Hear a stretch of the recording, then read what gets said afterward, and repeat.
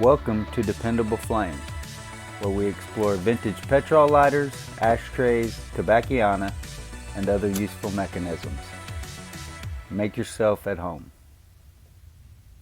Today we have a few inserts that we are going to take a look at that hopefully will be able to help out our friend Will Curtis, who is looking for a working insert for his vintage Vulcan petrol lighter. Now, this particular insert that you see in my hand, I'm not sure. I think this may be one of the Korean-made inserts that Jin Kim was talking about in his comment to the video earlier in the week on this subject. And I am going to include this in the package to Will because I think that it might possibly help him. It does appear to be a new insert. See the white wadding, the thin felt pad, clean wick up here at the top, and of course you see that it sparks very well. Now, as you can see from the felt pad, it's not the thickest or most well made. This insert does appear to be plated very well, but it's got some odd scratches here and there. Just not necessarily what you look at and think, yes, this is the highest quality of insert that I am going to be able to find. So no problem there. We'll go ahead and include that when we'll give that a shot. It should be ready to go. We are also going to include an insert here from a lighter that I gave away here in the last year. This was a loss-proof military lighter that I gave away to a guy who had been stationed on that ship, and Zippo had given me a new insert for it, and this one was stashed away in another storage container, and I found it later. Don't really have anything to do with it. Now, the other insert that we are going to include came out of this penguin lighter. That was another thing that Jin Kim mentioned in his comment on that other video, was that in his experience the Vulcan and penguin were always the same. Not only did he say that the Vulcan and penguin were always the same, but that they tended to be very close to the Zippo as well. Now, I have used Zippo inserts in Japanese-made lighters before. You all are familiar with this L&M lighter. You can see how that Zippo insert slides right in there. In this penguin, however, the Zippo insert does not want to slide in. Slides in part of the way, but not all of the way. The insert that I am including, that one also very tight in the penguin lighter. The insert that came in it though will obviously fit in just fine. Now the hinge is a little bit wonky. Just one of those tight hinges that even when it is closed without an insert in it, it just doesn't want to close all the way. So I don't really know that we can judge exactly the function of the way that these different cam springs make this particular case close. I don't know that we can judge those cam springs by that job when the hinge itself appears to be prohibiting the lighter from closing all the way to begin with. But what we are going to do here is, besides including these two that we've already talked about, the unmarked, unknown, I think maybe Korean, thin felt pad. We're also going to include this Zippo insert, which is in original condition. Pretty good original condition though. As you can see, that wadding looks fairly uncontaminated, and you could probably just turn that wick around if you feel like that wick needs to be cleaner. Will, I'm going to include that in this condition simply because it is an original Zippo insert, and depending on what you do with it, it may or may not benefit you to have a new wick in there anyway. So there are two inserts that you can try. And now we are also going to take the one that came out of this Penguin lighter, and hopefully it will slide into your Vulcan lighter as well as it slides into this Continental lighter of mine. Obviously, no promises, but amongst these three, I would think that one of them should work. You can just keep the extras, add those to your collection, use them as you see fit, as you get new lighters or need a different insert to put in a lighter. But what we are going to do at the current moment is go ahead and outfit this insert. The flint spring that is in it is not original because this one was stuck in there. It was adhered to the file wheel, and when we went to pull it out, it bent the spring all up. So as you can see, show you before I pull that back out of there, with that screwed all the way down, you got good, excellent spark coming off of that file wheel. But this particular spring does not actually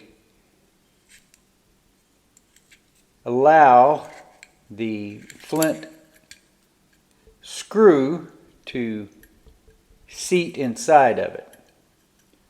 So it will work. Rather than coming out of there as one piece, it'll just come out of there as two.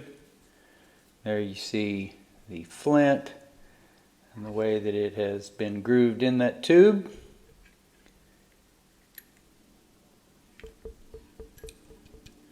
Drop that spring back down or the flint down the tube, and then follow that with the flint spring, and then tighten our flint spring screw down behind it. So that is a little bit cumbersome, a little bit of a nuisance to get into position with that screw not fitting inside the spring like it typically will, but as you can see, your spark is not going to suffer because of it. So that should all be just fine. Now we will spin our wick down so that we can have it as narrow as possible to slide down through the chimney. And it looks like we need to get it a little bit more smoothed down, not have material fibers trying to poke out on every side. And now we will just spin this right down and through there.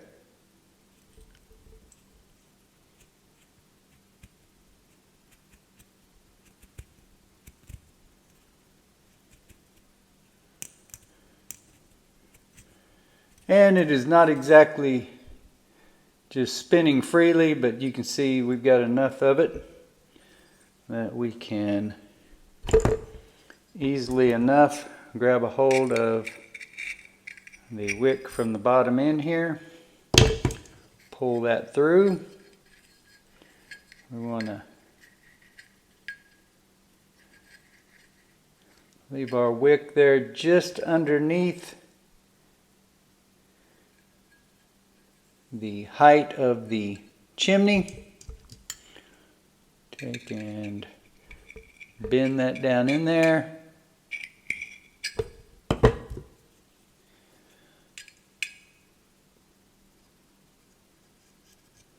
Okay, so our wick, as you can see, there on the top. We'll hold that in place. Now bent down so that we can put the wadding in after it. We will just start with a cotton ball.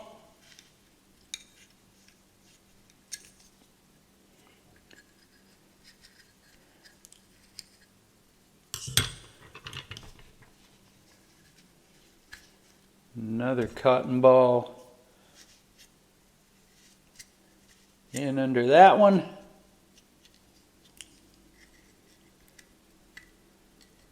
And now I think we can fit one more in here, seeing that we do not have a felt pad.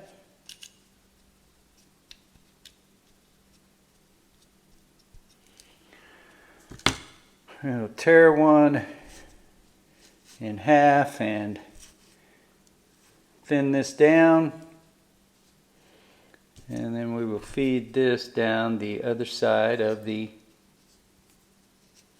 flint tube.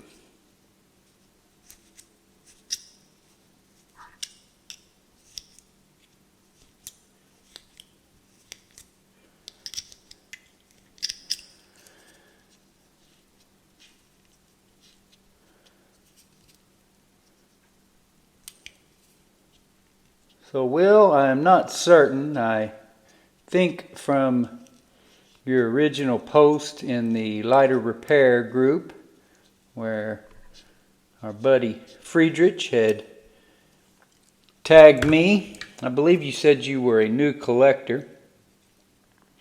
And just so you're aware, I don't know if you've ever used one like this that doesn't have a felt pad. You may suffer a little bit of evaporation, a little bit quicker evaporation, I should say, when you have one outfitted like this. But as you can see, we can still get to our flint spring and screw to replace the flint when that is necessary. Get this back in place and screwed down. It may be that in order to make this a little bit easier to thread down, you may want to cut that spring down. Don't think that that is absolutely necessary, as this is several times now that I have threaded that in there with the spring under it and hasn't had any problem at all.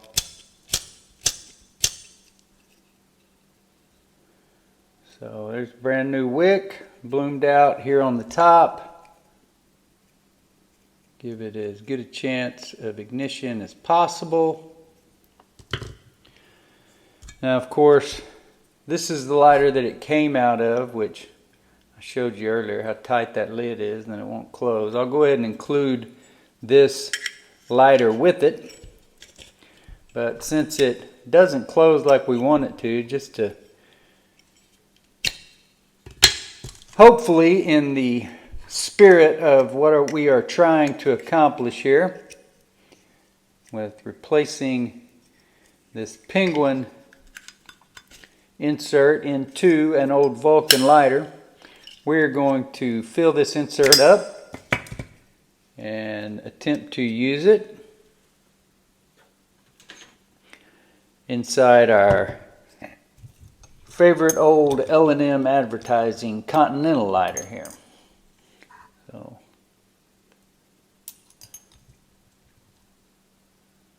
there's 2,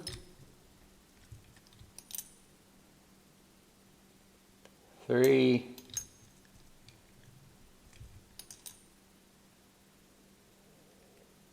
4,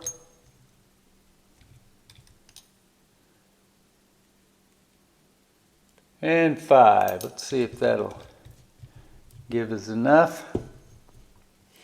So Will, if you will just get back with me there, trying to remember where we had actually communicated, whether that was in the Facebook group or on YouTube, but wherever that was that you had got a hold of me, Will, I think it was actually Facebook Messenger. If you will send me your address, I will send you this insert inside its original Penguin case, along with this unmarked insert, which appears to be brand new and should work if you need it to. Also a Zippo insert, which sparks, just has a bit of a dirty original wick, which would be easy enough to deal with.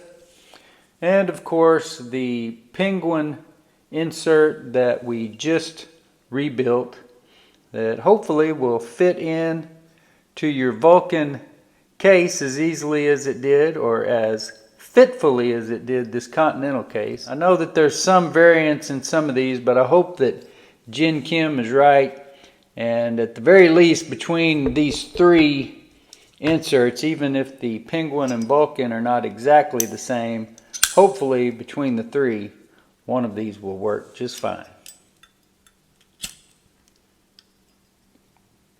Until next time.